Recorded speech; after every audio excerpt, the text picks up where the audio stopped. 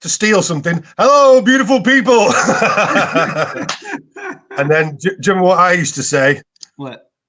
To contradict you, I go, come on, Snappy, he's such a top person, but what about the ugly people? Right. Hello to the ugly people. Hey, you can find beauty in anything. That's where the magic lies. That's why Charles Baudelaire is a dragon, right? I was going to say the Marquis de Sade. That's what I was going to say. Now, yeah. He's another one who's a dragon, but of a different persuasion, we'll say. Yep. God. Terrifying. So, I'll start again.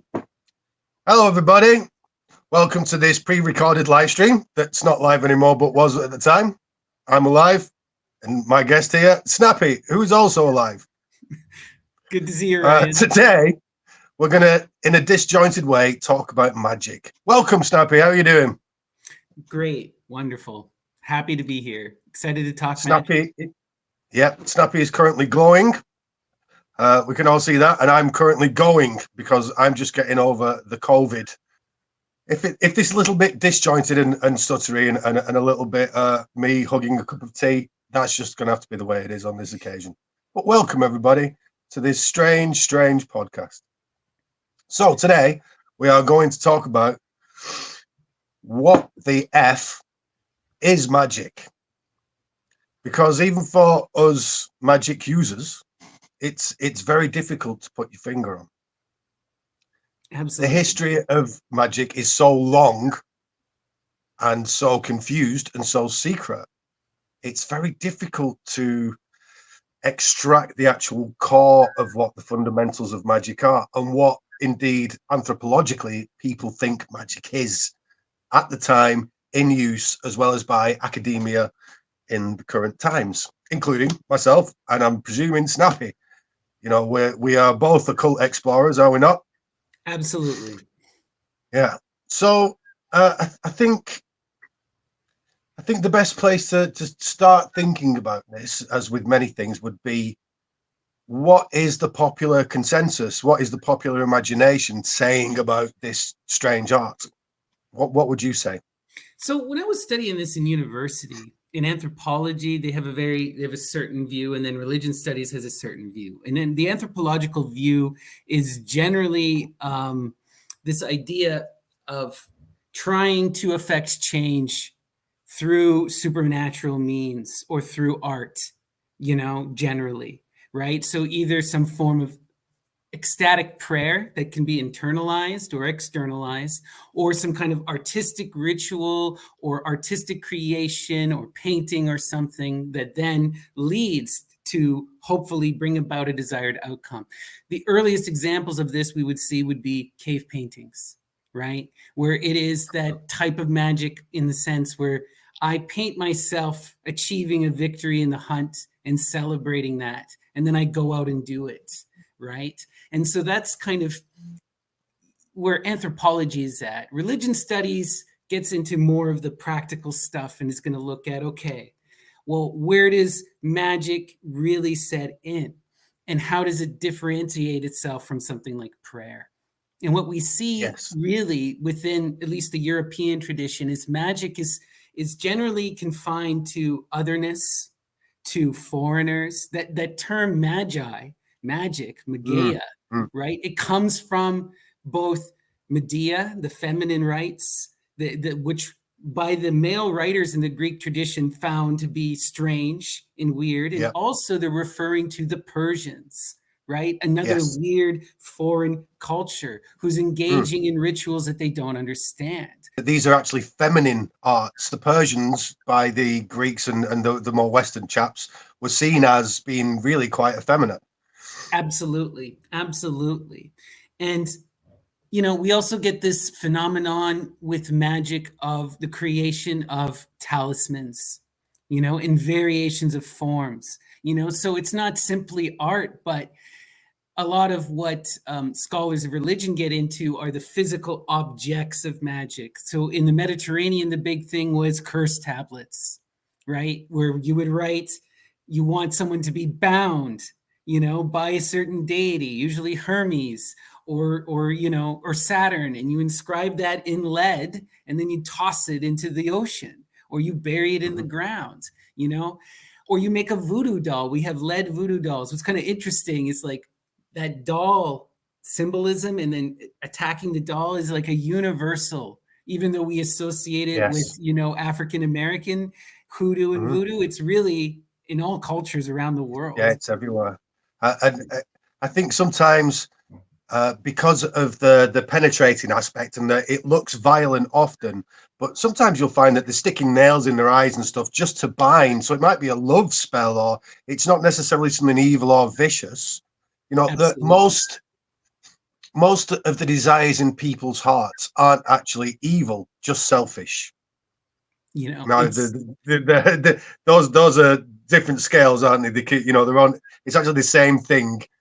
Evil does come from selfishness, but it's just on a different scale. That's all I would say about it. Absolutely. And it's interesting. Well, on one hand, scholars make a big deal about separating magic and, other types of ritual, religious ritual. This is much of a later Christianization idea. Within like the Greek tradition, you don't really see this kind of a separation, except for the truly violent stuff being called magic. But also you see this kind of connection between the other arts, right? Within magic, you also get sorcery, pharmakeia, working with drugs and plants, cookery magic, right? And we in our modern times wouldn't differentiate, but the Greeks did. They have all of these differentiations between these subgroups, right? And what I find interesting when you look at a lot of these rituals and whatnots, they're very much related to the prayer stuff and what you see in would be considered popular religion. What do you do in popular religion? You make an idol, you make an image, and you treat that image as if it's a representation of deity, and you worship and you love that image. What are you doing with that kind of voodoo curse magic? Very similar. You treat it like it's that absolutely. Person, what is a prayer to one is a spell to another. Exactly. I think that again we've got that otherness. What I do, it's prayer. What you do is magic, and there's that otherness again, which keeps popping up because we're human beings, and that there's always going to be that chaos of the unknown. The other is the unknown. The other's frightening and scary and to be avoided. This is a dual-edged thing. That yes, you are making the other person, you're kind of impersonalizing the other, but also you're keeping your tribe safe. You keep sticking by your own values, which depending on the state of your consciousness, can be good or bad. Right. It's also really important to recognize too that this process of moving from other to understanding is essential to the human condition. And it is a constant throughout your experience. No one is born with knowledge. All knowledge is an unveiling, and you have to overcome fear of the other. So part of that magical process is constantly challenging what that other is. This is where you get all of this magical imagery of gazing into the abyss. The abyss truly is just what is unknown. Yes, what you chaos, have failed to experience or understand. And depending on where you're on in your life journey, that could be many, many things. For a baby, it's just about everything. Right? Yeah. But everything is magic as a child, Absolutely. And magic is in that otherness. From Babylon, Sumeria, those early epics are basically one character, Marduk, fighting Tiamat, the chaos feminine dragon, and he goes and he cuts up Tiamat and makes the world from it. And Tiamat's chaos. He goes out, he fights the chaos, he might die, he brings it back, he makes the world from it. It's a very common story that you see repeated. And I would say that most, okay, let me put this a slightly different way. When I was a kid, I used to love hip hop. I mean, I still love hip hop, but and it was that otherness to it. It was that otherness. It's not like my culture. I don't quite understand it. Use all these different words. Yeah, it's violent and misogynistic and all that stuff. But I was a kid, and it just went over my head. It was just cool and sounding right. As a young, you see this with a lot of young men, especially. They like that danger aspect in various ways, and that's also how they sell you hip hop. To be like, let's be honest, how do they sell it to young white audiences, as you described? Yeah, and eventually I actually ended up becoming a rapper, and I moved to New York for a good few years. Beautiful. And I saw the other side of the coin there. There's all these, big black hip hop dudes going, I love England, and like, please come to my house and talk to me about rock and roll and the Beatles and the rock, you know what I mean? And I was exotic to them.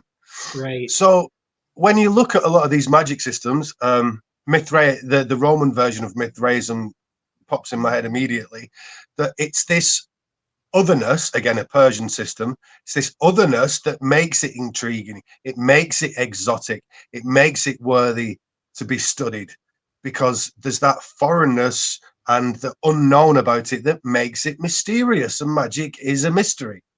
Absolutely. And it's about understanding, right? You're trying to gain understanding and figure out the messages, right? Why do you see this constant thing in the Greek and Roman tradition about barbarous words? Who are the barbarians? Anyone who couldn't speak Greek or Latin, right? Yeah. What are the barbarous words? Other cultures that they didn't understand. And there's this desperation for communication and understanding that's intrinsic here.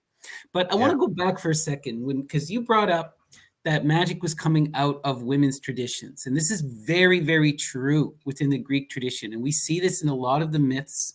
It's always associated with the mourning, with desperation, with these women who are at their wits' end and then need to do something in order to gain justice, right? And it's usually about it's about giving birth. The procreative magic. But what I want us to go to is that I think what's intrinsic to magic fundamentally is this desperation. What really produces the magical act is, I don't know what's going on. I'm terrified. I need to get out of this situation. And then you cry out for help. You cry out for help. And we all do this fundamentally. You take the staunchest atheist, you put him in a situation, he'll cry out for help. Cry out to his mother or God. Doesn't matter which, they're both the same in that moment, right? And in the Greek tradition, this is the literal highest form of magic.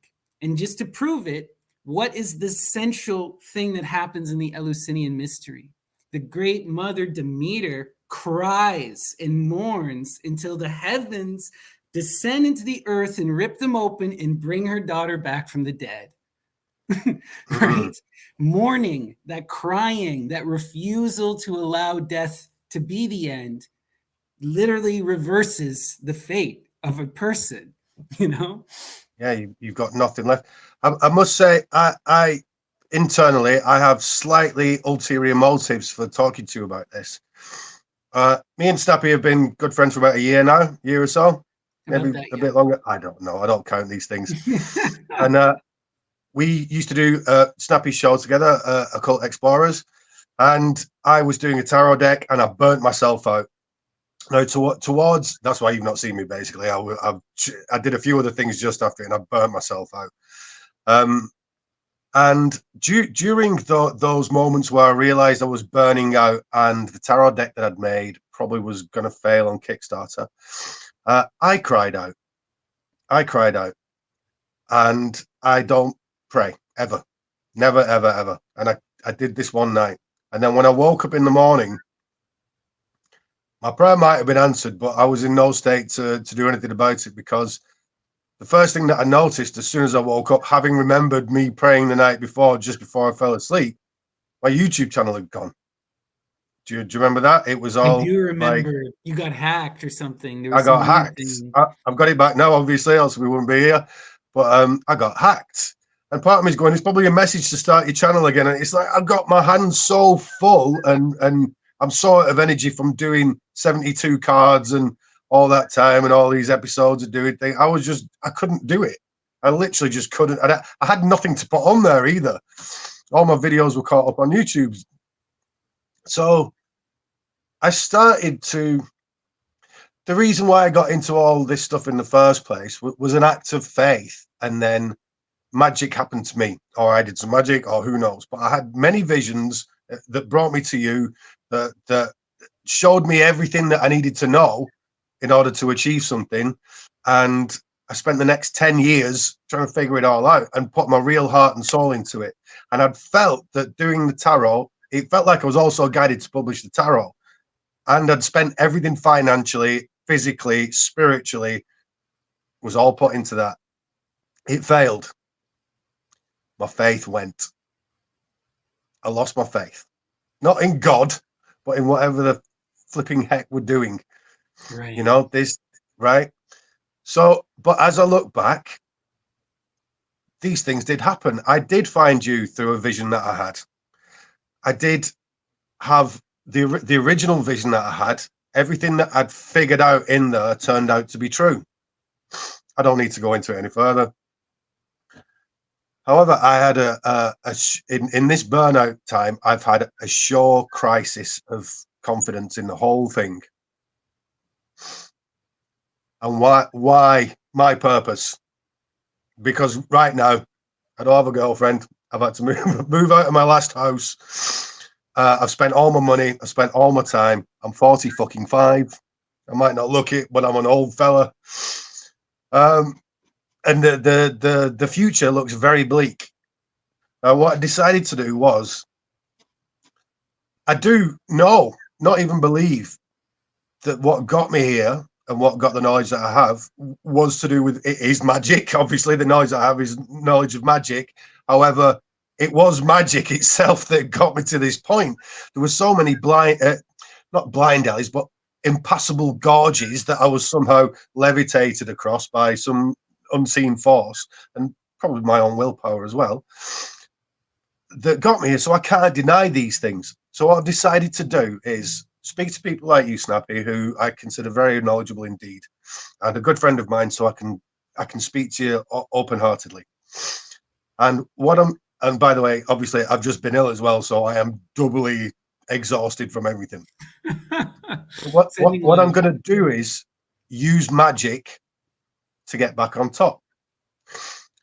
So these discussions, I'm hoping, will give me some clarity to where the hell I'm going again, start me on this path again. I've never really left, but I've just lost faith in that this path's going somewhere that I can survive. There's the trick. I think it might kill me, but I'm going to do it anyway. Right. So that's really. Go ahead. Sorry. So, well, no, please. I'm here to talk to you about these things. I'm here to divulge my soul a little more than I might normally, because I'm quite a stoic person, despite my joviality. No, my thought about that, it's really interesting because I've been thinking about this a lot for a long time. Well, at least since I met you, actually, Dion and I in the background were doing this project. We were looking for truly successful magicians, right? Like who's achieving success and is like living success in their immediate life, right? Like you can look at someone like Crowley, and yes, they have definitely achieved a certain grandiose level of a success that will hardly be matched, or but in their own lifetime they did not have that success. No. And they died rather broken and bitter, abandoning their religion, right? Like to me, the clearest sign, and it is highly debatable about his end times, and people debate about this, but to me, he left no heir and no way to continue the religion on. And his followers had to pick it up and put the pieces together. To me, that's the biggest sign that he was kind of just like, bam, it had worn on him. He said, like, the only truly good thing, he'd wasted his life essentially pursuing this thing, and that the only good thing he'd ever really done was give birth. No, he didn't give birth. That would have been a miracle. But have a daughter that he truly loved. Yeah. And how sweet. But he did succeed, didn't he? Aleister Crowley succeeded. Aleister Crowley, along with Nikola Tesla, is the 20th century. Yeah. Those two hidden magicians that everybody looks to, but nobody admits to. Right. I mean, Helena Blavatsky, I would put up there as well. Right? Absolutely. Probably before Crowley, really, but still. I mean, Crowley, he really impacted American individuality and the whole hippie 60s thing, right? So he's far more felt in our immediate present, and we see him represented in art. But Helena, like she had to happen for the Crowley thing to ever happen. Yeah, no, She's the one who agreed. brought in the whole New Age stuff, but she Yeah. also brought in a lot of that race realism stuff too. Yeah, Popularized. I think that's often mistranslated. Oh, for sure. She's not as bad It's as people claim. I don't mean to say that. yeah, absolutely. People used to say things like, people, not that he didn't have atrocious opinions, but Winston Churchill, they're always like, oh, he's a racist. No, he just talks about race in a different way. There was a German race, the French race, that's how he's talking. And I think with Blavatsky, it was a bit more metaphorical, even. She's talking about these root races, but she's talking about elemental things. And I think with Blavatsky, though, we have to couch it in with both Winston Churchill and Blavatsky. These are people of unimaginable privilege and wealth and of a different era. Okay. So there is a deep-rooted classicism in her writing, but her followers kind of got rid of a lot of that, So it's interesting, but it's like our society is kind of divided that way, and a lot of the occult mystery schools are very much hierarchical, and you have to go through these things. I do have a lot of criticism of that, but I feel like, I don't know, Blavatsky is an interesting one. To me, she's undeniable in the fact that this is a woman who created a new religious movement, right, that spread the world and transformed the world in unimaginable ways. One of the coolest things I read about was when her and her partner, a woman couldn't do this on her own. She needed Alcott and his prestige to help her get it done. And together they are really the theosophical movement, at least the upper echelon of it. And Alcott, he's on the stamps in the Maldives, because when they went to the Maldives, they were looking for traditional culture and Buddhism, and it had been wiped out by the missionaries. So then Alcott spent his own money and time and helped revitalize their version of Buddhism. And now he's on stamps there. Oh, that's Blavatsky in the Theosophical Society translated the Bhagavad Gita into English, and that's what Gandhi read, Yeah. And in so many other places. Yeah. No, I would, the second you said Blavatsky, I'm like, Crowley went down, Blavatsky went up. Yeah. Undeniable. But again, plagued with, and this is the problem with magic, plagued with fraud, plagued with, setting spiritual things up, and then, behind the scenes is somebody banging on the bottom of the table and is the spirit there? And what's funny is when you read it, like, she was in many ways a reaction to the spiritual mediums that came before her, and she was a far more refined version. And now we look at her and we call her a crackpot in some ways, in some ways, with her ascended masters and whatnot. It's all complicated. And to me, when I look at these people, I want to look at when they succeeded and when they failed.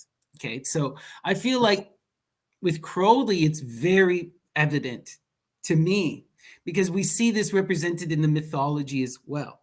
He's walking the Muse path very clearly, trying to draw down the moon, give birth to a new lineage, do these magical rites, bring about the new ion, the new aeon, Harpocrates, Plutus reborn, all this jazz, right? There's essential problem with Crowley, though. When you approach that great mother, you cannot approach her with greed or possession. Okay, that's not lust. She is pure lust. She makes love to her creation, but possession. And I feel like Crowley constantly, you see this with how he treated his Scarlet Women. He possesses people. He was bound in that greed. And as soon as you try to grab and hold on to the Muse, she runs away every time, because she has to be seen in contrast to yourself. It's not just recognizing the unity. You have to then recognize the individuality, right? You have to respect her and idolize her. And that means you don't grab her unless she asks, She asks sometimes, though. The dirty. No, for sure. Dirty slack. Excuse me, I need to cough. I feel this. I do love being ill. It's like, I just see it as this possessiveness, right? And I feel like in the mythos, when we look at, especially the Greek tradition, it's always the desire to hold on to the past or to hold on to something, and refusal to adapt and change that leads to failure, right? And that's As you always say, go ahead. as you always say, and I love that you say adapt or die. I've taken that along with me. It's just so refined and simple. Adapt or die.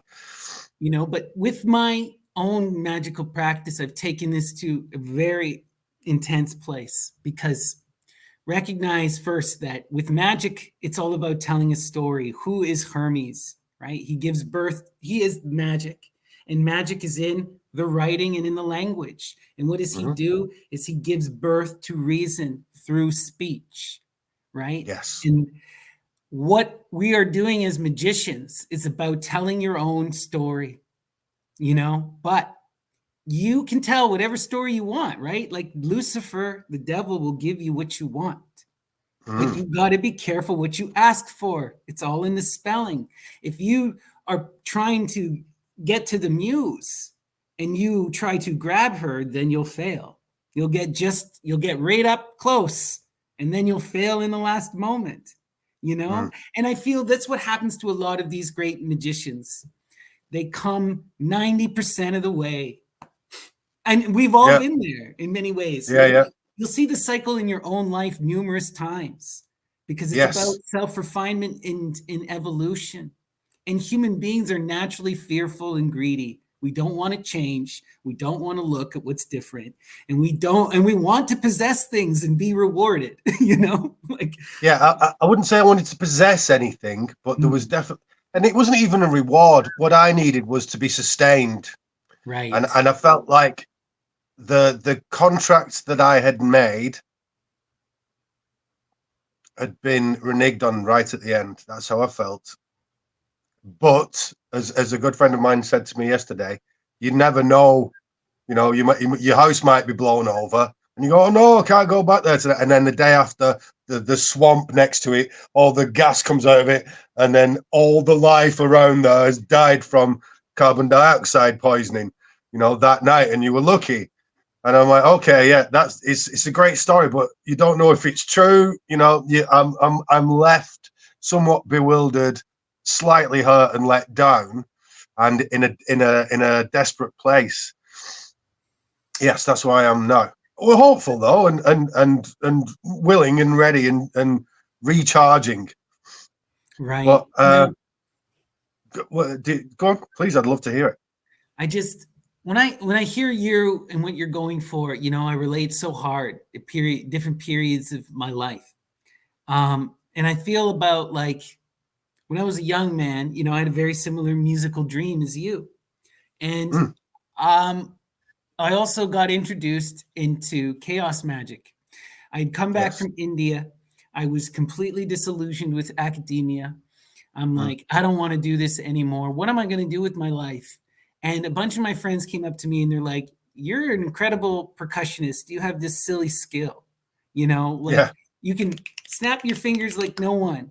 Why don't you do something with that? And at the same time, my friends were telling me this, I was reading this book called The Book of Lies. And in it was an essay from Grant Morrison. And it talked a bit about sigil magic. And then I went and I watched Grant Morrison at the DisinfoCon, very infamous lecture he gave. I remember it, yeah. And you can still find it on YouTube. Mind-blowing lecture. Really opened my mind to magic in a serious way. For the first time, I decided I'm going to try this and not just study it, because I'd been studying it in university, but I decided to try it. I did sigil magic for the purposes of becoming a popular musician. And then within 2 weeks, literally, I'm on the front page of Reddit. Then I'm being flown out to, but it felt so wrong. Yeah.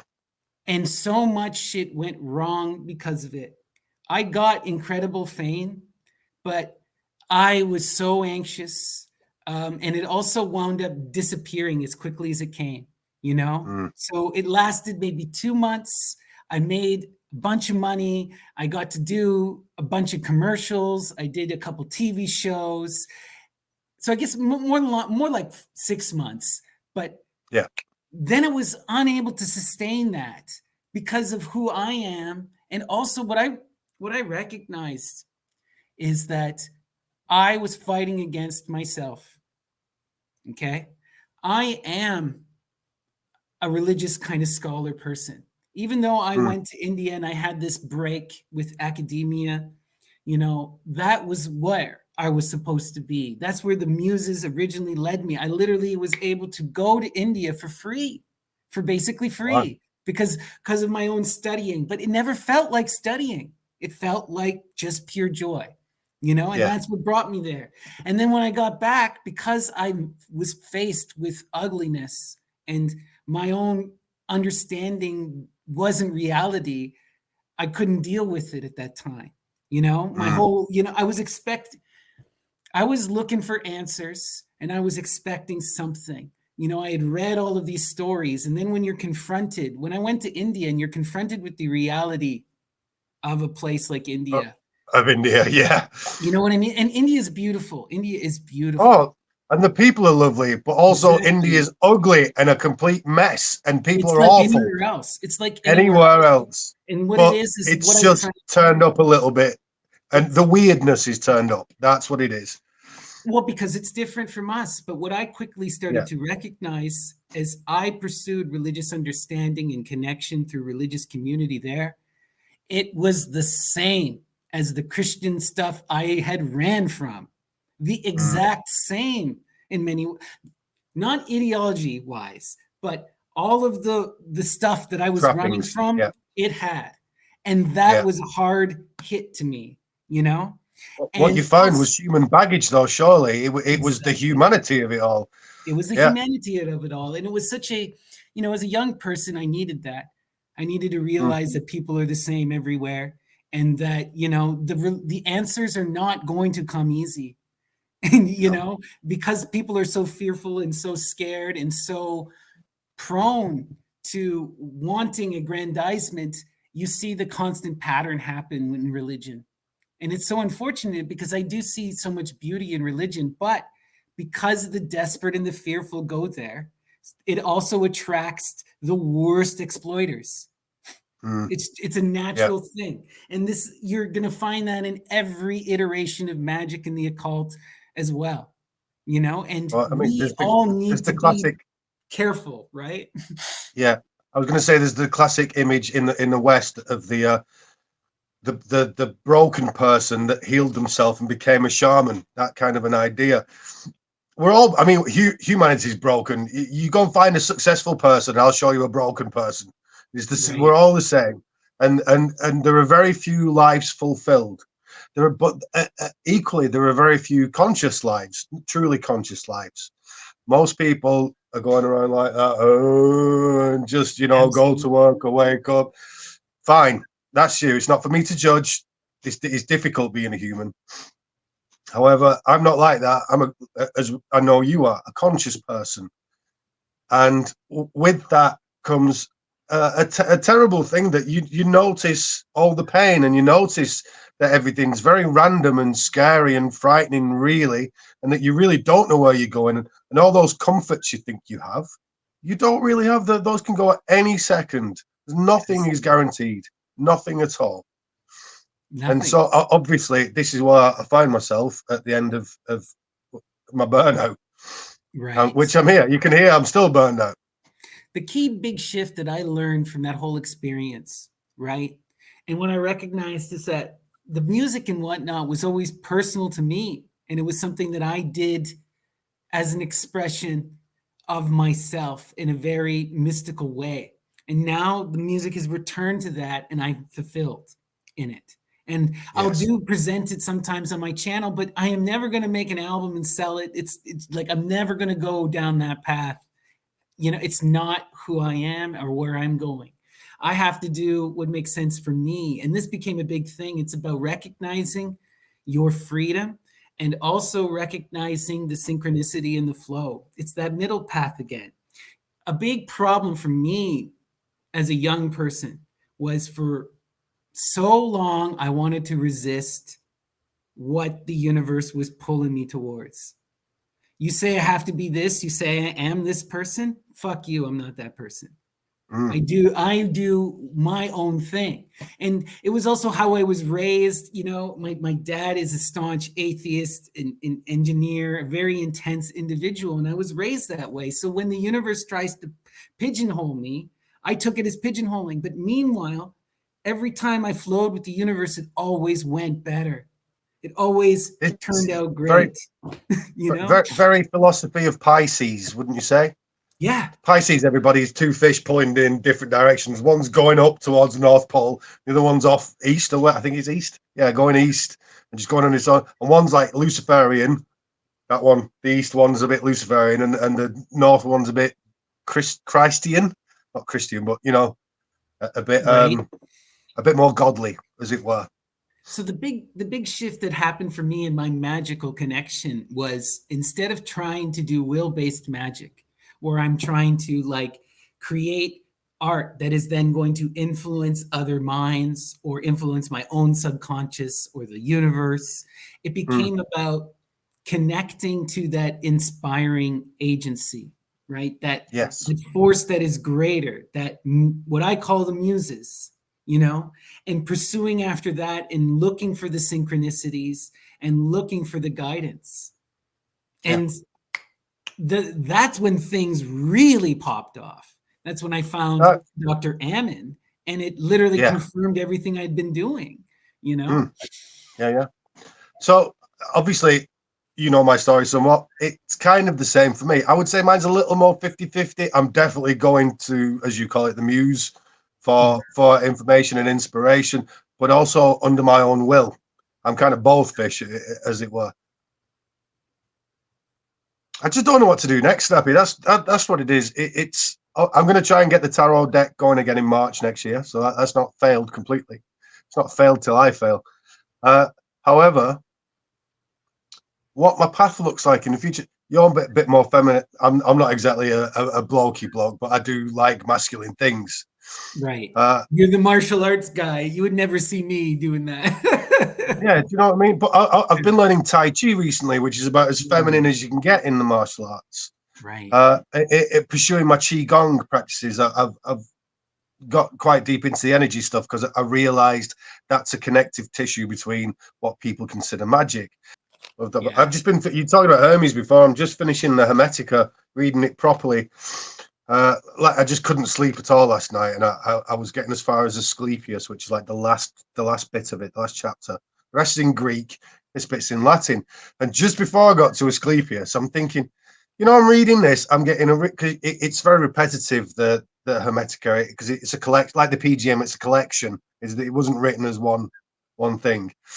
And I'm thinking to myself, I'm getting real like thoughts of like there's energy stuff going on here. There's that ionic realm stuff going on. Most of it's about the nature of God and the format of the universe, you know, the rings and all the usual stuff. And I'm thinking to myself, like, I need to get the version that's got the Greek on the other side, but I'm not going to do that. There's no way I'm going to sit down and read the entire Hermetica in Greek with bloody what's his name, Perseus, you know, the translated thing. No, I'm not sitting there doing this. You know, I've only got so much life left. And then literally the next line, it's Hermes talking to Tat, his son, his student son, and he says, you know, one day, obviously it's Egyptian. One day this will be translated into Greek, and they'll not know what the fucking hell we're talking about. He's like, yeah, Dad, that'll be terrible. And I'm sat there thinking, you know what, mate? Not only did they translate it into Greek, I'm reading it in English, and I just had the thought that this is almost, I can't really read it. You know, I could read it 6 times and I've still not read it. And yeah, I don't know where that came from, but yeah, there you go. It's so wild when you get into all this stuff, you know, and you reckon, and it's so layered in meaning. And it's like, what do you go looking for? You know, I recognized at one point, you know, well, at least in the last couple of years, right? My thing is now, okay, I understand my thing. It's the poetry and the muse. That's what I follow and I look for. And I'm looking for that tradition. I'm looking for Mm. that goddess energy, that decay, That justice, moon, yeah, right? The like Luna. going through the subconscious and arriving Right? at the unconscious. Yeah, yeah. Exactly. But, you know, that's not the only path. There are many, many, many, many, many paths, right? And there are many different ways to go. And you can, the wild thing with any of the, with a true myth is when you read it, you see, you know this very clearly. On one hand, it's a star map, right? On one hand, it's a history, and on another hand, it's an allegorical retelling of like other things. Like there's so many layers and layers and layers, and it gets so frustrating trying to at times, Yeah. which is why like go In the ahead. past, I would tend to think that, you know, you're not paper's expensive, paper vellum, you know, the animal hide that people are writing on most of the time. It is difficult to acquire. You know, even in the Middle Ages when alchemy was a thing.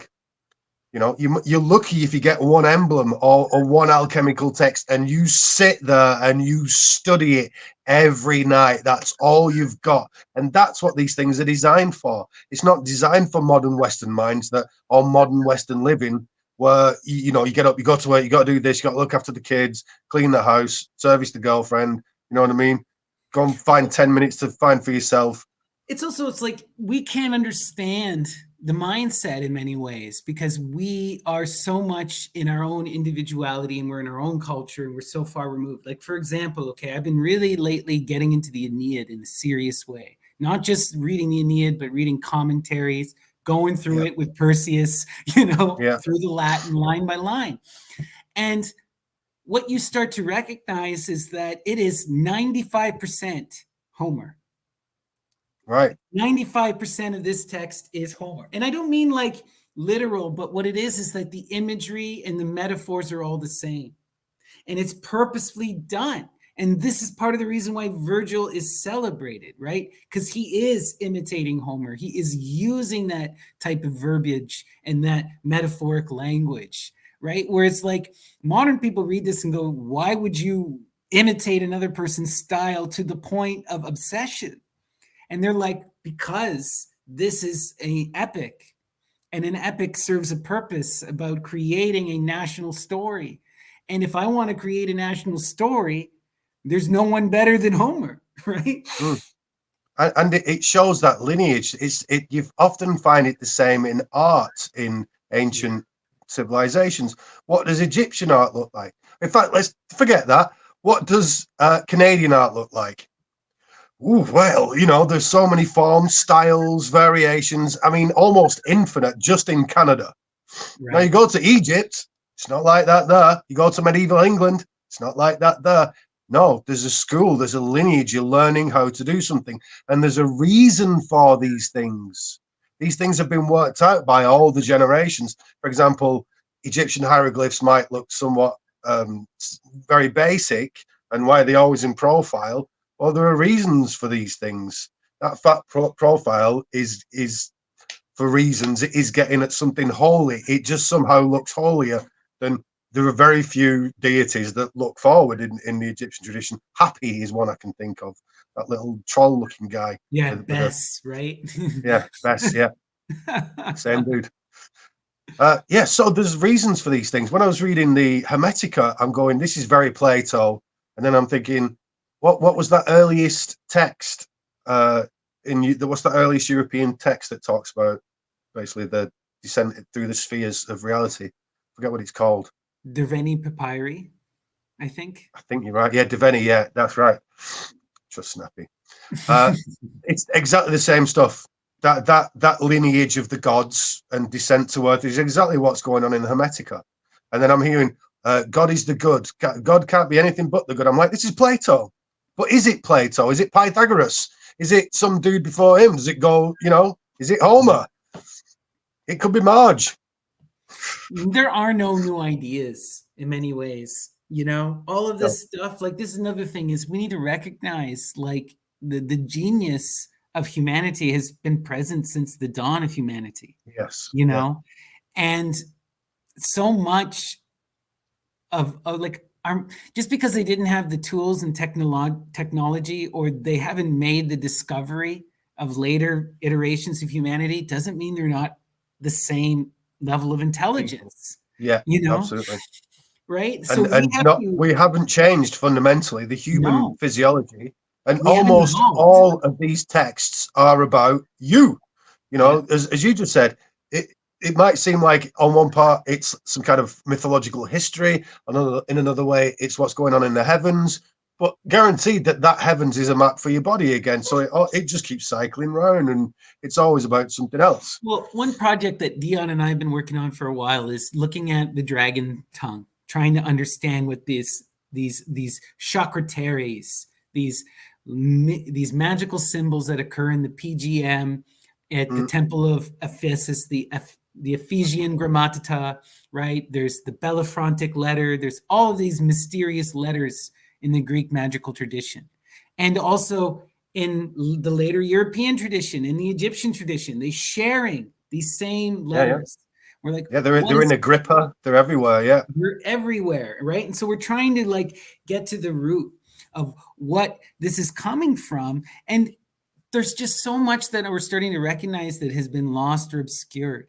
Like one of the things that blew my mind is when I'm looking into this is recognizing that there were entire languages, okay? For the Greeks talk about the Scythians having this, as well as the Sarmatians, which could be like a bunch of these different horse peoples had similar types of language. And what it was a language told through images. They would create diorama boxes, put things in it, and that would mean something. So this even is predating hieroglyphics. You can see hieroglyphics coming out of this, but you still see this in like the Indian tradition. If you go and you look at an idol, a murti of the god, it's not just a statue, it is a retelling of the myth, of a specific myth, of that iteration of that deity, right? They're all like, and illiterate people, just because you can't read the language doesn't mean you can't read images, you know, like there's so much more going on. It's innate to the human being to read an image. The whole thing, our whole consciousness is based on image. You know, an image can be a portion of sound, you know, but the images. I was going to go back. I mean, what keeps coming up over and over again, you and I are artists, magic is an artful form. Magic comes along with art. Magic is a toolbox for art. Art is a toolbox for magic. Alan Moore, you talked about Grant Morrison. Alan Moore, my fellow countryman, he says the same thing. He's saying that really you can't decide between art and magic. When you're doing one, you are doing the other. Crowley, do you remember Crowley's definition of magic? Oh gosh, not offhand. I'm trying to remember. Magic is the art and science of causing change by hidden forces. There you go. There you go. And art is that. Art has hidden things in there that will act on your subconscious. Absolutely. There's your hidden force. Right, it's that mimetic magic. You know, a lot has been made of this in the modern time because of the rise of the internet and the ability to control narratives and to bombard people with images. You know, but this is something that has existed since the dawn of humanity. Right, people have used images to manipulate and to control. This is what Plato's. I don't like Plato. We've had this conversation. Doesn't like. But Plato for that is like, I don't give a crap. Plato's Plato. Plato does look. Hey, look, listen. You know I'm into some. Yeah, you know I'm into some like deep, weird number geometry magic stuff. He has all that stuff, so I can't diss the guy. But I see that he's a social manipulator. Absolutely. Absolutely. My thing, I'm not a big fan of the philosophy tradition in general. You know. Yeah. But you know, Plato has so much history. You can't not read him, right? And it's like, I remember when I took a course in university in India on philosophy, our professors said, the problem to me with Western philosophy is that everyone is reacting to Plato in either defense or attack. You know, it's all. No, it's true. Yeah. You know, and as many people say that philosophy You know, the entire history of philosophy has basically been a footnote to Plato, and it is true. I would take it a little further and say Pythagoras, to be quite frank. And if Pythagoras was really, really real as they put him, what is that essentially? Well, it's a cacophony, a crater, a mixing bowl of all the philosophies of all the ancient world put into one, from India to Babylon. Back. To me, it's everything comes down to Heraclitus. Okay, so Heraclitus comes out with the statement, "Only change is real," you know, or "Everything dances, nothing stands." When was Heraclitus around? Sorry, Snappy. Gosh, Heraclitus in historical. He's the pre-Socratic, so he's early Greek philosophy. But I'm bad with dates. It's like 700 BC. I'm going to type it in on the internet because that is a power we have. Yes, we do. Heraclitus, the clitoris of Hera. 500 BC. Okay, so a bit after I was thinking. Okay, cool. So he says that everything is change. Socrates takes this and he uses this, or in order to prove this, allows Socrates to be the gadfly. What is the gadfly? What is the true Socratic method? Not what Plato is writing about, but in essence, what the true Socrates is the troll. He just goes and asks why. And what that can I just give a little note to the people out there? A gadfly, for everybody in Europe and I think in the States as well, is a horsefly. Those flies that properly bite you and then you swell up and it blooming hurts and you like want to scratch it. That's what they're getting at. Right. And the gadfly is a very important mythic image, right? Zeus as the gadfly torments the goddess Io, the cow, drives her into oestrus, into heat, makes her go mad, where she dives into the water, almost in the essence committing suicide. This is a very important mythic poetic image. And sorry, just to interject again, this is the way me and Snappy are, by the way, everybody. We'll both talk forever. The word magic, it's been said, I can't remember, I'm sure I saw it on Occult Explorers, has that word for the Maenad is a folk, etymologically speaking, a root word for the word magic. Absolutely. I'm sure I saw it, yeah. You do see that. Do you know who said that? I know Dion was talking about that, for sure. Yeah, I think I've heard Neil talk about it as well.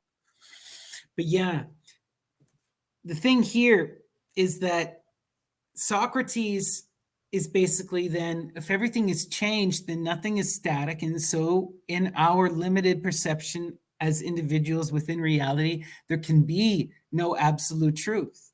There can be nothing of static, right? So to prove this, you just constantly ask why. And this is one of the deep philosophical traps. If you continue to ask why or what, or anything, you continue to cut and perceive, you eventually get to meaninglessness. You cannot define something. You know, you break things apart down to the point where meaning is no longer able to be perceived because you reduced everything to, you know? And so this is a huge problem for people, because how do we as individuals confront the inability to apprehend truth? Literal, absolute truth, you know? And Plato, what does he do? Is he says, well, we don't tell people about this, you know? We obscure this information, the true nature of truth and the absurdity of reality is too painful for the average person to know. For the average person, yeah. Do you not think he was right in that somewhat? Do you not see that every day when you go outside? They can't actually handle it. No, some people can't handle it, but I think the point is that people need to confront it. And I think that there's been far more damage done by lying to people, right? And not looking. I honestly believe that for the most part, a big issue in our society is when, as we were talking, when you otherize something, when you refuse to look at it, that's when the imagination takes over and it becomes monstrous. Right? Monsters can only be realized in the places we don't look. you know? And Yes. the more you vilify something, the more you make people attracted to it, right? Strangely. What's so intriguing about like Marquis de Sade is that he shows the the nature of that BDSM and that violence can lead to enlightened type experiences. And the reason he can get there is because it's taboo and because it's all of this stuff. To create a Marquis de Sade, you need a Catholic Church, Yes. Yeah. right? To create an Aleister Crowley, you need a Catholic Church. Exactly. That kind of extremism doesn't come out. It only comes out when you create these taboos. If we were walking in a middle path, if you allowed people to at least be able to look, to engage in fantasy, right? To see what is disgusting and then go, oh, okay, maybe I don't like that. You won't see too many people go Marquis de Sade, right? No. And I think as far as the Plato keeping those truths from people, they did it with the irrational numbers as well. When they found out what the square root of 2 was, everyone was like, shh, don't tell anybody it's an irrational number, because to the Greeks, all numbers should be whole. And then when they start discovering geometry and things become completely irrational, an irrational number, everybody out there is like 0.12357, carries on forever. Well, That's not in ratio. Ratio is like an order, a logic. And I mean, like you pointed out, there is truth to this because so many people. This is a meme to this day on the internet. 1 + 1 doesn't equal 2, and people flip the fuck out when you say that. But you're right. It doesn't equal 2. It equals 2 point whatever the irrational version of that number is. And this is also part of the thing with quantum physics. And when you get into physics, like I don't like to speak on that stuff because it's so beyond my understanding. But even I can do that. Even scientists who dedicate their lives to this stuff, right? You're dealing with the absolute cutting edge and things that are breaking our understanding or that are challenging our understanding. So it's very easy for people to bullshit, Yes. or to misunderstand. Well, I think that's one of the caveats of magic in general, or any of the more. So we right at the beginning of this, we were talking about the unfortunate fact of hierarchies in things. We're talking about Blavatsky or whoever it will be. Well, sometimes hierarchies are needed. Sometimes hierarchies do naturally form as well, because at an early level you might not be ready for the full truth, but we can give you a few preparatory things that by the time you get to level 6, let's say, that you've not gone mad already before you get there. A little preparation before we get to the top. I think it's very beneficial, especially when you're dealing with something as how many people have gone mad from doing magic or magical things. I often think about Adam Weishaupt in the Bavarian Illuminati when this kind of stuff comes up, because that history is so wild. When you really dig into the Bavarian Illuminati, they're a progressive democratic organization that was trying to change the rigid noble classism of Bavaria.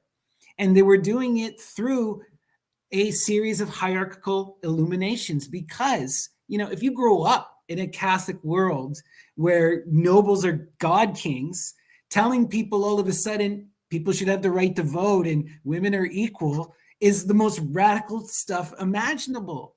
And if you just tell people this, they will lash out at you.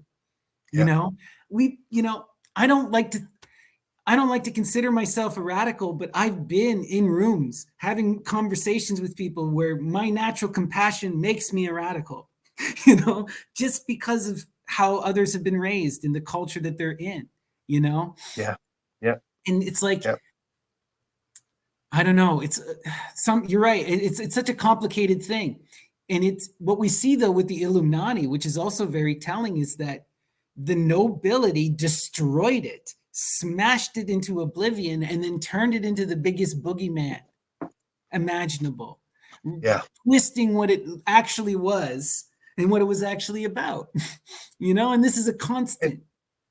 And in the popular imagination too, it's still a bogeyman now, even though no one's really done anything with it or about it forever.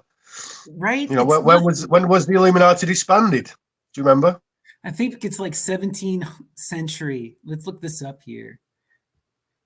Illuminati. And what's funny is like, 18th century. Yeah. And what's funny is like in the modern times, so 1776 was when it was founded and it ended by 1790. Okay. So like, you know, what blows my mind is that everyone has access to the internet. Like we can all get the truth, but you know, people still want to believe their narratives. Yes, but these are complex things, and it's who to trust. I mean, you know, both you and I are YouTubers, so we know what other people are putting out there. And I've got to say that most of the successful videos in these areas on YouTube are absolute bollocks, everybody out there. They're just absolute nonsense. And if they are true, they're so surface, it's ridiculous. And then you'll see, you know, 1 million views, 500,000 views. It's like, no, like, go if you want to know about the history of this stuff, go and ask Snappy. Come if you want to know some of the techniques and stuff, come and ask me. If you want to know how to look for it all and read it all, go and find Ammon. If you want to know the actual ins and outs of the, not the philosophical history, but the actual history and how it all compares, go and look. Neil, what's Neil's surname? Is it Sadakis or something like that? Sendlak. Sendlak. Yeah. It's his own fault for having a strange surname. It's like, not, do you know what? My surname is actually Seddon, so it's not actually that different. Oh, wow. Sorry, Neil. Mine is sorry, Sendlak. Right. So so let's you know, wind this back a little, and I'll ask that question again. I don't know what this meant. What is magic? What is it? Is it just what is the power by which we're able to do it? That's my question. Actually, I have a small answer. Let's see if you can agree or disagree with this. When I look across all the traditions, and I really have looked from Aboriginal Australia to medieval Scotland to current day United States to ancient India, there's definitely a theme, and it's one that we've often talked about, and it's that ionic. There's the word ionic, which essentially means out of time, let's say, just as a simple way of putting it, outside time. To a human, that is something like being in a deep hypnotic trance or deep meditation or on a lot of drugs in these deep places. That's how I'm seeing it, buried into the unconscious, this place of the black sun, it's often called, which is the source of energy for the manifest universe. Outside time happens, you get polarity. That's how when they say time, they mean polarity. There's a beginning and an end, for example. It seems to me that somehow they are going to these null states, these states where your body's very calm and relaxed, not really using up any energy. You're not thinking, which is one of the main energy users in the body. And somehow you're able to activate the magnetic field, the toroidal field around your body, you know, classically called an aura. It's called many things. The chakra system deals with all stuff. In Qigong, it's the dantians. In medieval England and in the Christian thing, although there's a little mix here, it's the cup of Christ, but also that's got reference to drugs as well, and the old Medea stuff, cup of her fornication, all this kind of stuff. Now, I'll actually join those two things together there, because I think, and it is only Ryan thinks, I think one of the reasons why they did so many drugs are very much involved with magic. Believe it. You might not know this, but drugs are absolutely all the way back, right to the beginning, involved in magic, including the modern day. You know, Buddhist meditators, they claim to not do anything, but they do. They're all on the manna. The guys that really know what they're talking about, they're looking for the manna. The manna could be all sorts of stuff, often mushrooms. But what they're actually doing is messing about with the nervous system, to put it in a Western context. These people often would have different energy systems in the body, different meridians and things like that. and they are somehow activating the mind within these energy systems. This activation somehow has a spiritual quality to it, where you become something like an antenna to the rest of the universe, or that you can, if you see Qigong, they can move the energy around and heal you and all this stuff. But I see that currently, and I'm willing to change my mind, is that being kind of the root-based power source for it, gained from access through the unconscious in this ionic realm. So they saw it as you kind of disappear, go to this timeless place, absorb the energy of the black sun, and now you can do the magic. That's how I'm seeing it. What do you think of that? I largely agree. I would put it in a bit of a different framework. In a better way. So, well, to me, excuse me. To me, Aphrodite Urania is love is the highest. Okay. And everything comes back to that love energy, necessity, love, right? What causes the unfolding of creation? Desire, right? It is that desire to know the other, right?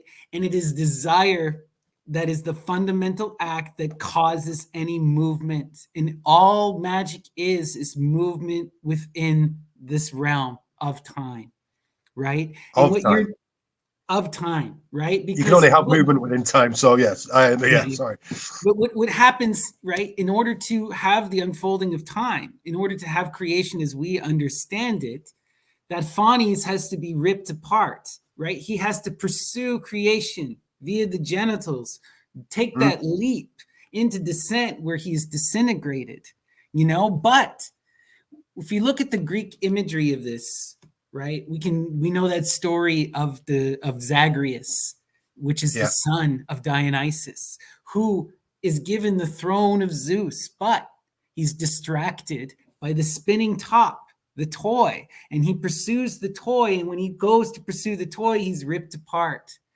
But through this act of imitation, of engaging that great mother, he can draw down the star and ascend the throne. Now, there's that poetic imagistic vision that's clear here, where you are imitating the mother. And if we go to the Attis story, that is a literal castration, that is a becoming of feminine.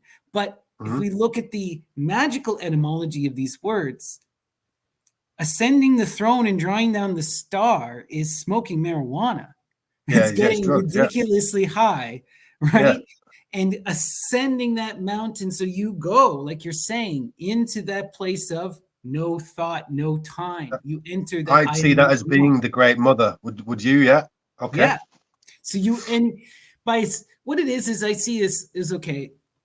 That Zeus, that energy of authority on the earth, is really the representation of Phanes, Dionysus itself, which has been ripped apart into all of us. So we are all fundamentally Dionysus, which means that as that Zeus in the earth, you have the right to ascend the throne and assert your will. You have that right, but so does every other individual on earth. Yeah. So it's this game about who gets, it's literally king of the mountain in many ways, right? And everyone's trying to ascend that throne and hold on to it and assert their will. And we all can do it to a certain point. But if you can get to that point where you're in that deep unconscious, you can connect to that great mother. You can connect to that Saturnian force, and you can ask for whatever you want. But this is the thing. You can ask for whatever you want, and the universe will give it to you. What are you asking for? Be careful of what you ask for. And most of us are not in control of our unconscious mind. This is the thing, right? Like, this is what the magical texts are really getting at, is that so often we get to these places. You go to that deep unconscious. You confront this great mother, right, in the depths of the self. And then you unconsciously ask for something out of anxiety and fear, or you unconsciously do something. How many people have had a dream where they go and just have sex with something, with something or someone? You've been living in Canada too long. You're too liberal over there. You can't just have sex with anything you want, Snappy. this is the dream world. And this is what I mean, though. But like, Yeah. Part of the lesson that needs to be learned in life is about understanding and separating and controlling the self. If you are going to fall into those divisive acts without control, as soon as you enter into a dream state or this is why it constantly fails, right? Like, life is literally about learning to handle your trip so that when you confront the goddess, you don't piss all over everything. You don't swear at her. You don't do something stupid. You know. Well, can I add to that most actual magical systems, first and foremost, are getting your psyche together. They are having control of the consciousness, the unconsciousness, all these different levels. Now, what I want to talk about again, which is something we alluded to a moment ago when I had my little diatribe, was that these Pythian priestesses, for example, were they augmenting the nervous system with these drugs? Is that what they're doing? Are they putting their body through? Look, these young ladies would have been very highly trained in a lot of logic and reasoning as well. They'd have been very good at mathematics. I believe that's right, isn't it? Geometry and stuff like that, and history, and they'd have been very well educated. I'm just seeing it as it all is to bring an order to this cosmos, this microcosmos that we are, and that through this regimen of neurotoxins, snakes venom, for example, is one of the more famous things they were taking. This literally has neurotoxins in there. What do neurotoxins work on? The nervous system. So I think they are basically the weightlifters are the world champions of the nervous system. What does that do for these priestesses, these oracles? Well, it allows you to connect to that great mother, the place. The Indians would call it the Akasha, wouldn't they? This place of all knowledge. Well, because there's no time, everything happens at the same time. So you can just pluck out what happened 3 weeks ago, what happened in the ancient past. Absolutely, right? That's how they're able to divine, to do all of that incredible magic that they're doing and be able to see into the future, right? What it is, they talk about, it's the weave, right? You can see the tapestry that the Morai are creating. You can see the full picture. The drugs expand your perspective. They allow you to see outside of your limited view as an individual and to see the totality of what's unfolding. Not just what has come, but what is unfolding. And it's so important, the snake imagery, because the snake imagery is not just the snake. It's not just the dragon. It is the person through time. If you were to take yourself and extend yourself across time and space, you would appear as the uncoiling of a serpent, because you are not an individual. You are many iterations of yourself across time. Yeah, and you're a smear of genes through time and space. Right. Absolutely. The whole of life is that. You can't really, again, if you start trying to chop things up, you're going to go wrong, because it's all this big one thing. And that phanic serpent is literally talking about that energy that was ionic and without time. As soon as it pops into time, it becomes a serpent. Well, why is that? Well, it's got masculine and feminine polarities to it. It's the life force, snaking in a direction through time. Absolutely. Possibly coiling back on itself from time to time, but it might be the symbol of altered states, but it is also the symbol, more importantly, of the life force. Absolutely. And just going back to the drugs too, we need to recognize our bodies naturally produce DMT. Just about most plants, most animals are producing DMT. Our bodies have an endocannabinoid system. We are designed to engage with these drugs. This is like, we have, because of the puritanical era, of Christianity and the other Abrahamic faiths, we have vilified these drugs. But like, civilization literally would not exist if it wasn't for alcohol. Archaeologists all agree. If you look at where the first iterations of civilization appear, whether it's China, whether it's Sumer, whether it's Peru, they all happen to produce alcohol.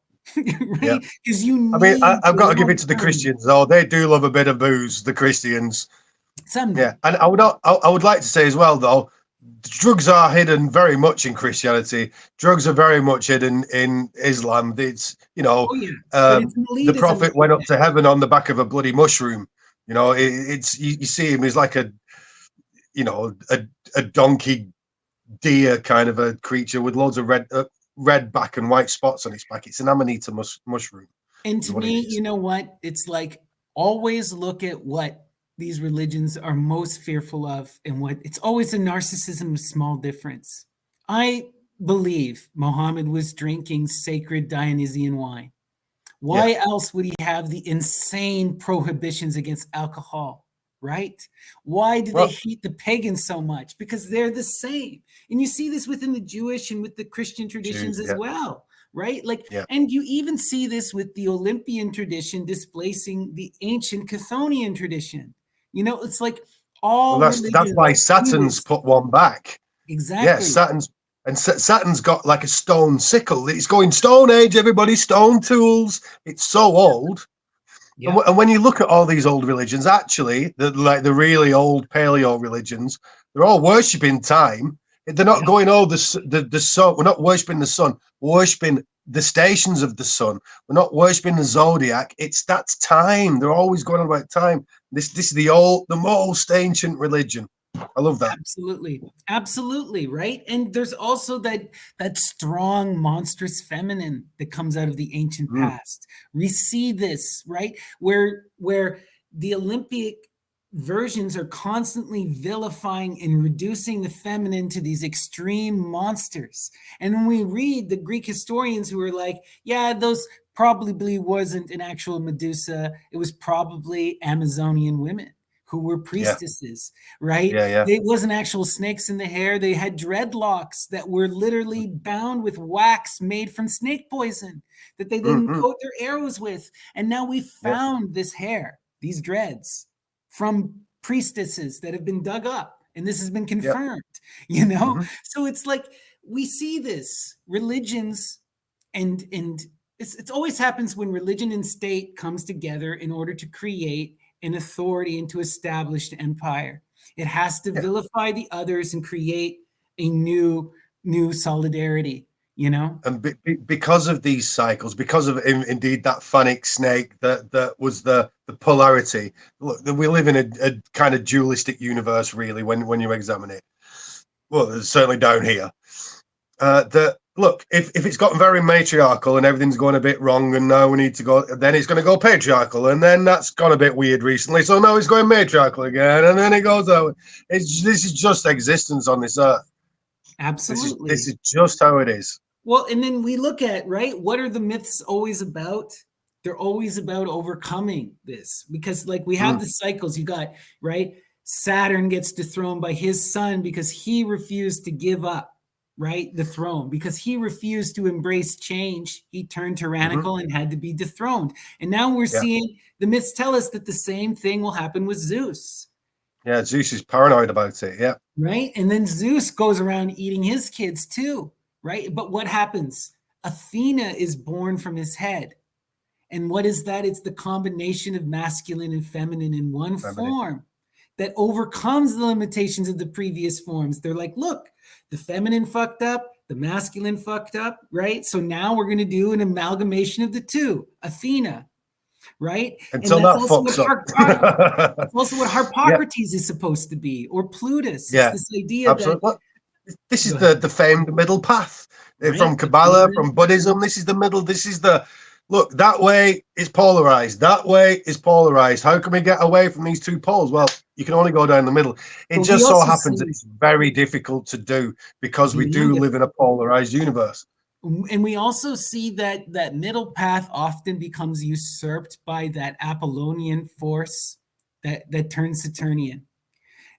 Perfect example of this would be Akhenaten. Akhenaten, in one hand, he's walking the absolute middle path. He's trying to embody the masculine and feminine in the self. But then what does he Mhm. do? I am God. I am the only one who can talk to Ra. All Yeah, other gods are a lie. you're all Everything wrong. else, they're all wrong. And Yeah. that middle path has now become the absolute worst path. Well, You what he know? forgot was that he wasn't a deity. You know, he forgot that and he pissed everybody off. Yep. The French did that quite recently. And what happened to them? I think we need to do a bit more of that, though, quite frankly. I think the elites are Christian insane reactionary. It's like, to me, like, I like sports. I watch the Olympics. Yeah. You know how many times they've done similar Greek displays? Like every single Olympic? Everywhere? like maybe not. Oh, you want about that Dionysian so-called? Come on, that was they were poking at Christians. Then they were. Maybe that was no Dionysian feast. That I mean, I understand that the Last Supper is a Dionysian feast, and that goes back. But they were poking at the Christians there. Maybe they were subtly poking at the Christians, but it's the Christians who took the bloody bait and went nuts with it. Over what? Over a bunch of people like literally standing in a tableau for a picture? Frankly, yeah, no, anyway, no one went that wild. Like nobody's heads rolled. You know, seeing as we're in Paris. However, if I was a staunch Christian, if I was a staunch Christian, you'd have pissed me off. Quite frankly, I did say like you they would. In my opinion, that's what they were doing. I don't know. I always think freedom of religion, freedom of, you know, and it's like if the imagery, here's the thing, the Christians stole the imagery. The imagery is. Oh, yeah, no. Oh, I agree. Yeah. You know, and it's like, oh, look, you can jab the Christians all you like. Just be honest about it. That's all. Yeah. That's it. My thing, it's like my biggest problem with the Christians is they've become so fucking thin-skinned. You can't, you know, it's like they want to dominate everyone around the entire. I don't know. We don't really have any anymore. I know a couple of Catholics, but it's more like the parents were Catholics and they go and see the parents and the grandkids at church on a Sunday. They're not really. I don't know any Christian religious people really. I know it's a bit different in Europe than it is in North America, right? Mm-hmm. Whereas here, it's very much like you got those people like. They're trying to get rid of education because they want Christian education here. You know, they're trying to like, they're literally got their head in the sand. They think Trump is Messiah. It's gone a little batty. And you do see this also in Russia as well, right? In Russian propaganda for that Orthodox insanity, you know? And I mean, what blows my mind is you get a lot of like well-meaning, educated people who buy into Catholicism or Orthodoxy because they're like, I like Western culture and Western values. And this stuff represents me, so I'm going to buy in. And I'm just like, dudes. I've seen that a lot recently, with the Christian, like a lot of people speaking to when I've done, I won't name them, but I've done a few of the podcasts. And it's come up a few times, like one of the hosts is saying to me, I've been kind of flirting with going back to Christianity a little bit. But I think... And I mean, what I said to one guy was, I won't name it. It's actually a very popular podcast that I got to do. He said that, he was thinking about flirting with it again. And I just looked at him like, but you have a show that's debunking the history of these things. And you know that it's like, you can trace the history of it back. And you've had guests that have literally traced the history of it back for you. You can see all the religions are made up, from Buddhism to flipping Taoism, you know, they're all invented. They've all got gold in them. They've all got lead in them. But surely if you're doing these kind of things, we're going, I like this in Taoism, I like this in Buddha. These are connected. And then you go, if I just stay above it all, I can say that's, you know, I just stay above it all because I've got a view of it. But then to go, I've seen all these things and I'm going to descend into that single one and ignore the rest. It's just ridiculous to me.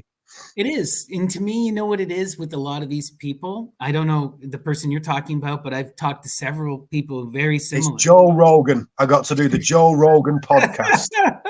But, you know, and what I see is it's Plato. It's the noble lie. It's, I love my culture. And I could look, I'm obsessed with... I'm obsessed with ancient literature in English literature. Like I love our culture. I'm not out here saying that I'm not out here saying that Western culture is the evil boogeyman, but I will not submit to Christianity or the worst aspects of our culture in order to defend it. And it doesn't, in my mind, none of this needs defending. The beauty is there for all those who want to see it. And like, all these things have happened. It's not your fault, but these things have happened. Let's not deny it. Let's not destroy history, and let's not try and change it. Let's not ignore things. And we've got to see it all. And like I keep doing this, but we've got to rise above it a bit and look down on it. Not as a like judgmental way, but in a discernment way. You know, it really reminds me one poet I love and hate. I struggle with him so much is Ezra Pound. You know, a brilliant imagist poet. So Ezra Pound was an American poet and imagist. He helped in one of the most brilliant poets I've ever read at the turn of the Second World War, but he became absolutely enamored with fascism, Mussolini fascism. And this idea, and I could relate to him to a certain degree because he saw the art, the fashion, the revitalizing a Roman Empire, the re-engaging with the classical world and wanting to recreate that. And he's like, this is beautiful. That's a great idea. But we all know where that idea wound up. What's so sad with Ezra Pound is he was this close to getting killed by the Americans. The only reason they didn't kill him because he was an American. He wound up spending 20 years in prison and then exiled to Italy for the rest of his life in disgrace because he joined the fascists in Italy. And he sold out his own. At that point, had the fascists become dark? Because I don't remember the exact definition of fascism. But it doesn't necessarily mean evil. It's just a banding together, isn't it? Nothing is like any ideology. Like we're talking about Christianity. I think Christianity has resulted in great evil. I would not call Christianity evil, right? No. It's an ideology, right?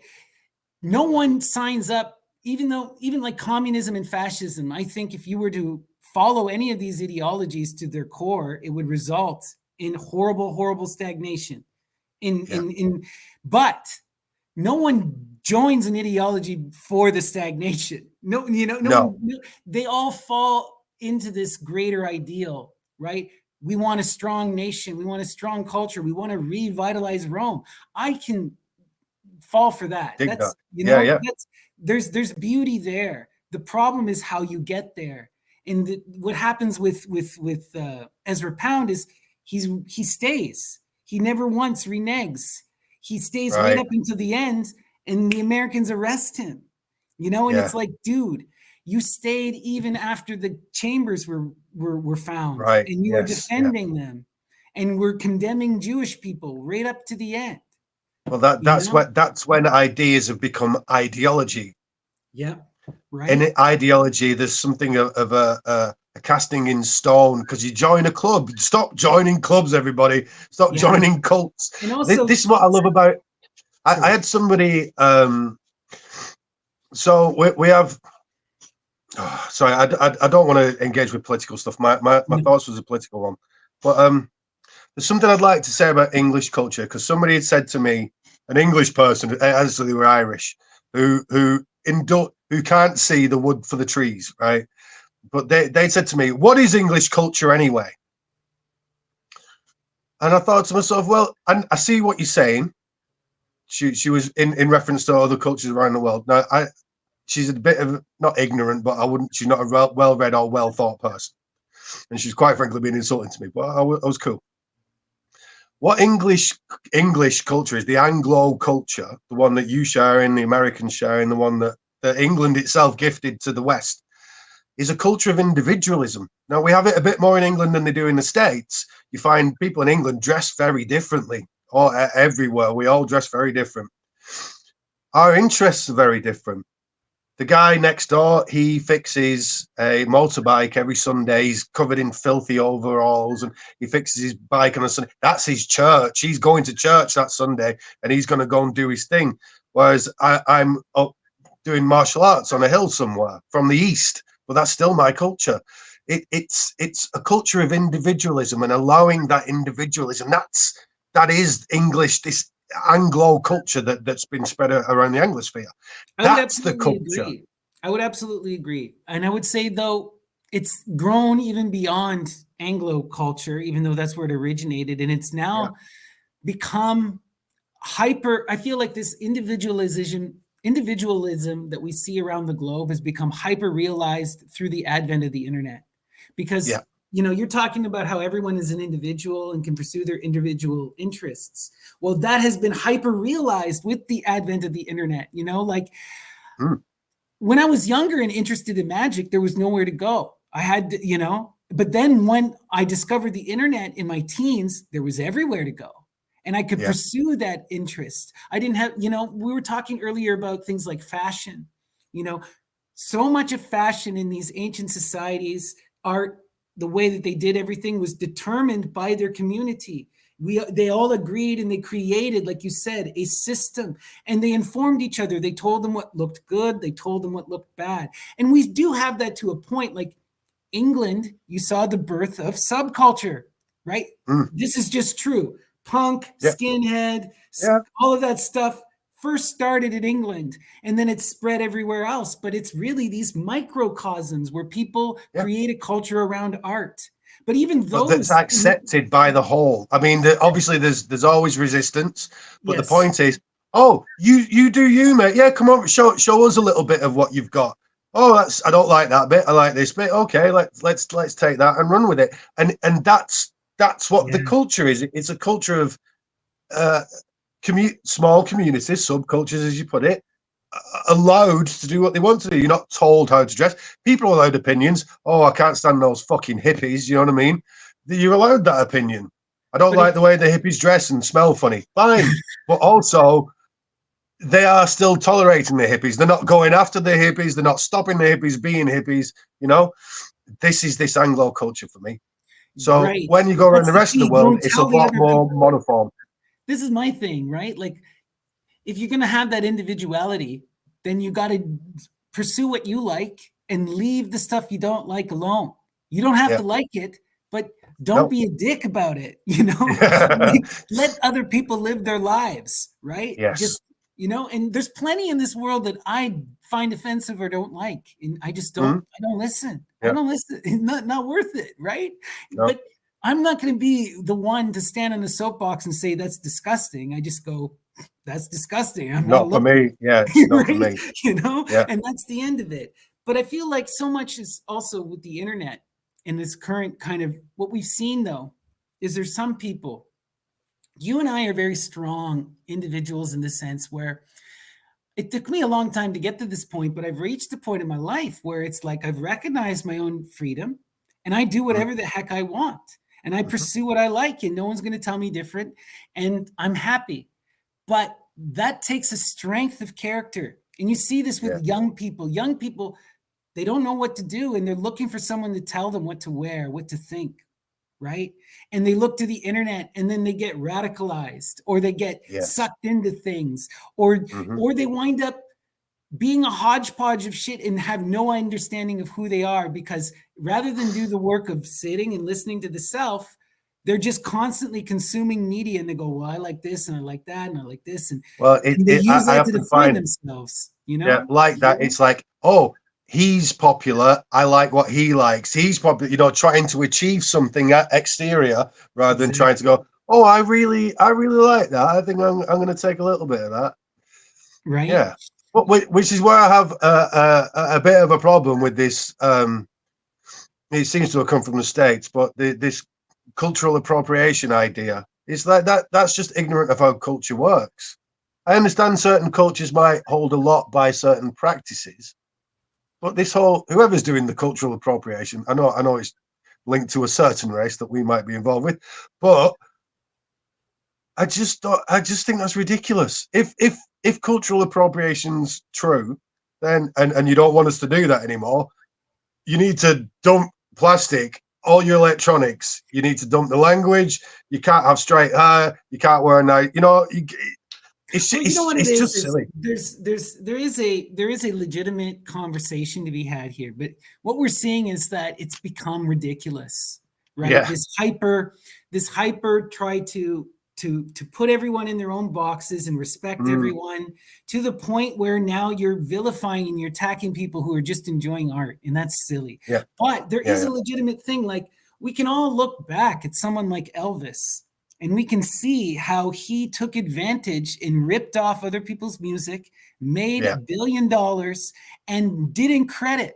That is cultural appropriation. Now, that is, that's the music nigh is on still criminal, right?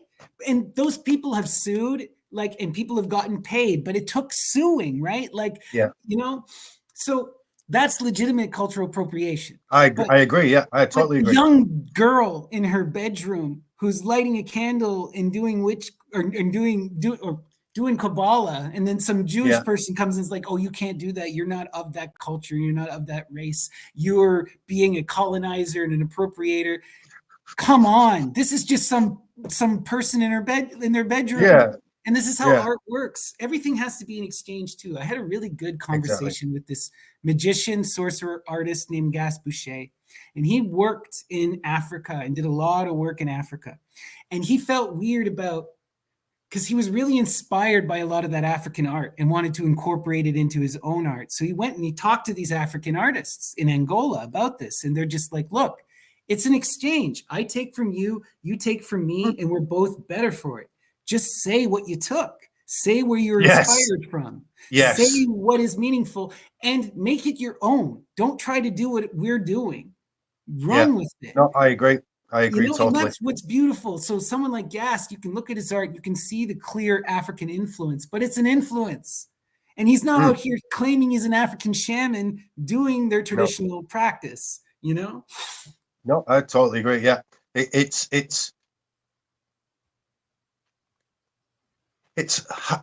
being honest about your love. It's representing, just show people where you've come from. That's it.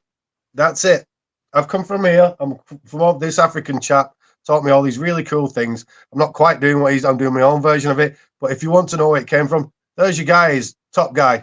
There you go. It's as simple as that. It's also this weird thing in culture where the people who are oppressed or the people who are on the lowest echelon are generally the ones who are seen as deciding what is cool and edgy. Right? And the people in power are the ones who are seen as not cool and who lack that understanding. And so a way for the people in power to appear cool is to adopt the culture of the oppressed. This is actually something recent, I think. I think this was with the advent of the 20th century in America, where you got, rock and roll and blues and all these things came from and suddenly what was low was because there was no classical music. You got no history of any of that stuff in the States. So, what their culture was, what low is suddenly high. And then that spread everywhere, didn't it? Absolutely. Well, we don't have the same classism, for better or for worse. England has that history of classism. We do have a history of racism and intense segregation, but not this, even though classism is a reality here, people don't understand or talk about it, right? Or like, for a perfect example, if you look at something like skinhead, that could in many ways only exist in England because it's that working class thing. Yeah. And it comes out of that working class roots. Yet it's now a global thing. But if you talk to people in Canada who are doing that stuff, they don't even, the working class, it is a slogan to sing in a song. And most of these people aren't working class. Like, these guys are not going work in construction. They're not working in restaurants. They're middle class Joes for the most part. Just like that bit of the culture, right. But this is how things happen. I must say, by the way, everybody, there's less classism in England than there used to be. Right, much change. It's not, but it's still very identifiable. Regional accents and the depth of the twang of your local dialect and things like that is still pretty obvious, but much less important than it used to be. Just because of social mobility, the internet, a good education system, you're able to be much more socially mobile than you were in the past. Well, and that you see this in pop. As much as I hate J.K. Rowling, she is a clear sign of change, because the story of Harry Potter is about a young person who is from an outsider who gets to be an insider. And Hermione is someone who succeeds on her skill and her merit, right? And it's very much talking about the class system of the UK, right? But most people don't see that, you know. But this is the reality. Things are changing and are growing. She probably didn't realize that when she was first writing it. I'm sure it appeared to her later on, but yeah, it's so instilled. Most people don't have a problem with it. You know, the working class, they really don't like the toffs, as we call them. You know, the posh people. They're quite cold and unlikable, and you know, they're a definite they're definite cultural institutions in each area. Not as in a building or in but the way people behave and the way they want to, and you know, they enjoy it. So look, in the town I grew up in, if you had any kind of smarts at all, any kind of book learning, you were instantly ostracized and kicked out, and they didn't. You're too clever for us. You go and get out. We don't want you, or beat you up, or something like that. They talk like this. Again, it's as much an intelligence thing as it is a class thing or a culture thing. Right. It's a strange place, England. When you've been out and you come back, you're like, oh, it is a bit weird, but it's old. We're an old place. You're an old place with old traditions and old ways and old values and things like, you know, it's just so different. Again, like we're talking about this othering that happens, you know. I have a hard time understanding. So like I talk to English friends, and they to me, the way I was grown up in a French Canadian background, the most offensive thing humanly possible is monarchy. You know, my dad instilled that into me. You know, we are like, this is our culture. And when I talk to my British friends, they're like, yeah, it's just silly hats. Doesn't fucking matter. Yeah. You know? They don't do well these days. They don't do anything. They don't do anything at all. They're kind of good to have as a safety valve against the government, but the government are such a bunch of pricks now, and clearly going down the global. You know, England's really becoming a globalist country now. It's getting quite frightening. The oppression that's going on with us, and the people are getting locked up for putting posts on Facebook. And that. A lady just got arrested. A politician's wife from the opposing party was arrested and sentenced to 3 years in prison today for a Facebook meme. That's insane. That's insane. For you know, like unless you're causing violence. She didn't do anything. She didn't. If you're inciting violence or rallying people to violence or anything like that, yeah, fine.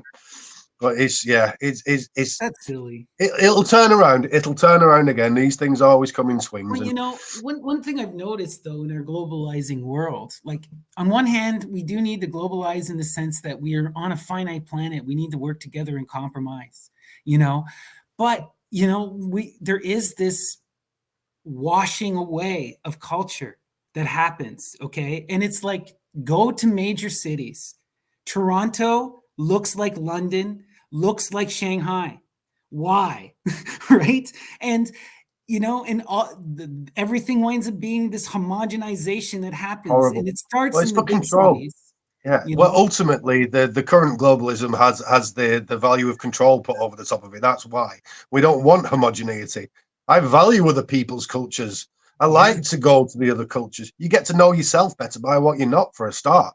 You know, not just to enjoy what they do. Part of the problem is that we have this imbalanced world. Like, I would love to see us uplift other places, uplift the world, so that we can all engage in this, you know, like, because you have this mass immigration in these global enclaves, these massive cities, because people have to leave their homes, you know? Yeah.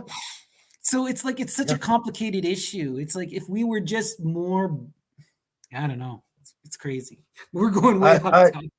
Well, if they were just a bit more like we're saying, which is, it's important to have your culture. It's important to have these other cultures. It's important to reciprocate. It's as simple as that. It's important that you and I, you know, we've had a couple of disagreements during this, but there was no point. I was like, I want you to think what I think. Oh, you're a dickhead, Ryan, for thinking that, you know. Right. We would both appreciate we've got slightly different views on slightly different things. That's cool. We come together in most things. I went to the toilet today. Did you? Yeah, this is the thing, you know. You know, if I go to India, did you go to the toilet today, mate? Yes. If I go to China, did you go to the toilet today? Yes. I nearly did it in Chinese accent. There has been this hyper partisan thing that has happened. You know, it's the internet. Yeah, and it's become to the point of absolute absurdity. And as a queer person, I see these identities getting weaponized for the stupidest insanity. It's like, oh, now we can't defend the Palestinians because they don't like gay people. What? Like, what are you talking about? And you can't be friends with. It's like, at the end of the day, what are people doing? My grandma is a bloody bigot. Am I gonna stop talking to her? Yeah. Right? Like, it's like, what do people actually do in their lives? And we have to learn to live together at a certain point. It's hard. It is a balance. People are going to have shitty opinions as long as they're not trying to force them on everybody else. It's fine, isn't it? That's my thing. My big thing is, like, as long as you're not one of these guys who's like, I want a king and I want everyone to be like me, we can get along. Yeah. I think it's called, is it millenarianism? Something like that. It's basically that my liberty extends as far as your liberty extends. So when those two things meet, we need to have a quick chat and then sort that out, and then on and on and on. You can do what you want to do as long as it doesn't. If what you want to do is run naked through my house, setting things on fire, sorry, you're not going to do that. Makes me think of Crowley in the ancient Greeks, right? This idea of the star, but in the Greek version of the star, right? Every man and every woman is a star, because the Greeks viewed these stars as deities, individuals unto themselves. So that's what it's about. Like, you're free to do whatever you want as long as you're not infringing on another person's freedom. Exactly. And that's the thing. That is magic. That is magic, because you have your dominion, you have your realm of possibility there. And look, all any of us have a right to do is work on ourselves. And I think this is the fundamental work of magic. And I think this is why I came to speak to you. And I'm hoping by the end of this, maybe you could recommend me one of your friends that I might not have spoken to, that might be able to talk to me about some other aspects of magic. I think are you still friends with, I can't stand saying his name, Gunk Wretch? He sounded like an interesting person that I might want to speak to. I'll reach out to him for you, because Gunk would be the perfect person to talk to about this stuff. Because as far as people with a deep understanding of the philosophy and the mythology, you'll be hard pressed to find someone. It just seemed like I've been on a couple of shows with him, but I've never really oh, hello, mate, chat to him. Cool. He's very nervous about. He didn't like doing the live streams because he can't fact check himself. I'll record it like I've done with this. So right. If you would have a chat to him, no, I've said it. Do that rather than unless you have another suggestion of somebody that I might want to talk to. Let me think on it and look. You definitely need to talk to Dion proper and do that interview you guys were talking about. I keep trying to pin him down, but he's a slippery customer. It's that smooth head he's got.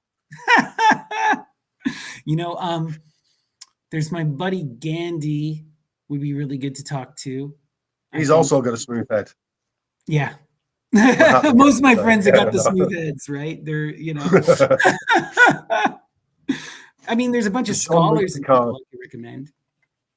But cool.